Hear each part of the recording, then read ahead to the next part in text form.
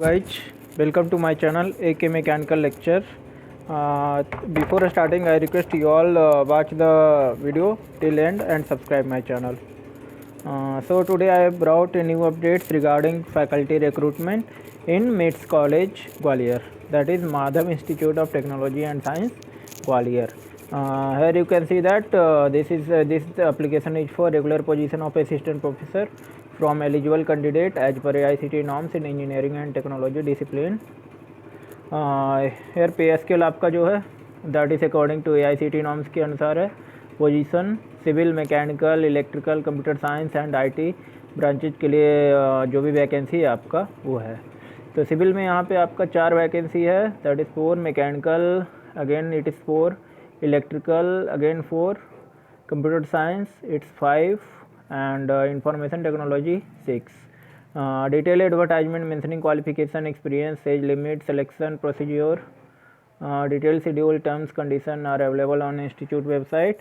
ऐसे इस एप्लीकेशन में ये एडवर्टाइजमेंट में भी आपको यहाँ पे पूरा मैं दिखा दूँगा. Application process this is offline mode and here you can have to pay 2000 rupees as application charge. Timeline आपका है 15 जनवरी 2021, that is last date. Selection procedure, that is written test and interview, and the date for this test and interview will be notified later on the institute website with list of shortlisted candidate. यहाँ पे आपका minimum qualification जो है that is assistant professor, that is BTech and MEM.Tech MS or integrated M.Tech in relevant branch with first class or equivalent in any of the degrees. जिस भी branch में आपके लिए वैकेंसी हो उसमें आपका MEM.Tech होना चाहिए, BTech होना चाहिए.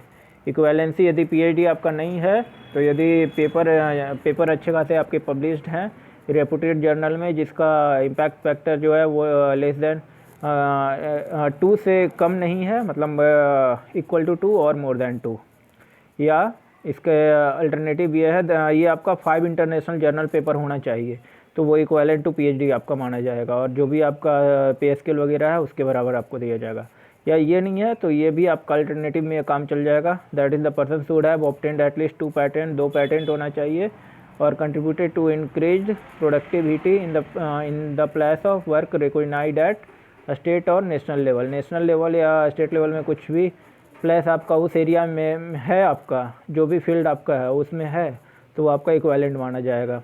Eligibility of direct PhD after BTech, यदि BTech के बाद मतलब इंटीग्रेटेड आपका है PhD, MEM.Tech विथ PhD, इस तरीके से इंटीग्रेटेड वाला जो होता है वो सिस्टम यदि IIT, NIT, ISC वगैरह से है, जो भी आपका मतलब रेगुलर प्रोसेस होता है, ऐसे यदि इंटीग्रेटेड ना हो तो वो सारी चीज़ जैसे process of registration, course work evaluation, ये सारी चीज़ें हैं तो आपका वो भी मान्य होगा. और क्लास डिवीज़न यहाँ पे देख सकते हो, जो भी आपका BTech या MEM.Tech में जो भी पॉइंट आपका आता है उसमें 0.75 डिक्रीज कर देना है. नहीं, जैसे यहाँ पे देख लो 6.25 है तो इक्वालेंट टू आपका हो जाएगा दैट इज़ 55%. 6.75 है तो 0.75 आपको डिक्रीज कर देना है, जो भी आपका CGPA और उसमें 100 से मल्टीप्लाई कर देना है. 8.25 आपका 75% के इक्वालेंट हो जाएगा. अब रिसर्च पब्लिकेशन वगैरह आपका है वो यदि है अच्छा खासा SCI और IEEE वगैरह में रेपुटेड में है तो वो एडिशनल आपका प्रेफरेंस हो जाएगा शॉर्ट लिस्टिंग में, क्योंकि अप्लाई करने वाले काफ़ी सारे हो जाते हैं तो उसमें आपका ये सारा इम्पैक्ट कर जाएगा. एडिशनल रिक्वायरमेंट आपका जैसे IIT, NIT, IISc, IIM से यदि आपका PhD वगैरह है तो वो यहाँ पे प्रेफरेबल होगा अदर कैंडिडेट के कंपेरिजन में. पोस्ट PhD रिसर्च पब्लिकेशन यदि है आपका SCI, स्कोपस या वेब ऑफ साइंस में तो वो भी, और हाई इम्पैक्ट फैक्टर वाले में तो वो भी आपका काफ़ी अच्छा होगा ड्यूरिंग शॉर्ट लिस्टिंग या ड्यूरिंग सिलेक्शन.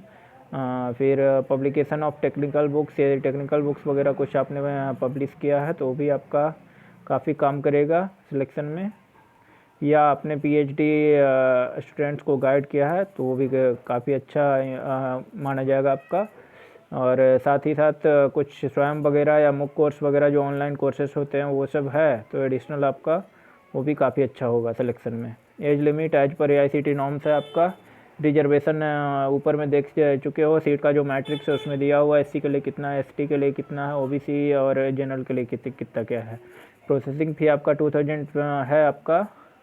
और एससी एसटी यदि एमपी का है कोई स्टूडेंट, कोई भी मतलब अप्लाई करना चाहते हैं, जो भी अपना कैंडिडेट है, तो उनके लिए 1500 है। और ये आपका बाई डीडी बनाना पड़ेगा। और यदि ये कैंसिल होता है तो जो भी आपका चार्जेज है वो आपका आरटीजीएस या एनईएफटी के थ्रू वापस हो जाएगा अमाउंट रिटर्न। सैलरी जो भी है आपका आईसीटी के रूल रेगुलेशन के अनुसार है। सिलेक्शन प्रोसीजर आपका ऑलरेडी बता चुके हैं कि पहले ये क्या करेंगे, जो भी शॉर्ट लिस्ट होंगे उनका लिस्ट निकालेंगे। फिर यदि उसमें काफ़ी ज़्यादा कैंडिडेट हो जाते हैं तो उसका रिटन और इंटरव्यू दोनों कराएंगे। और ज़्यादा कैंडिडेट नहीं होते हैं तो सिर्फ और सिर्फ इंटरव्यू से आपका काम चल जाएगा। और जब भी इंटरव्यू के लिए आपको जाना है तो आपको ओरिजिनल सर्टिफिकेट्स वगैरह साथ में लेके जाना है, साथ ही साथ आधार, पैन कार्ड, ये सारी चीज़ें होनी चाहिए। Candidate coming without original will not be permitted for appearing in interview.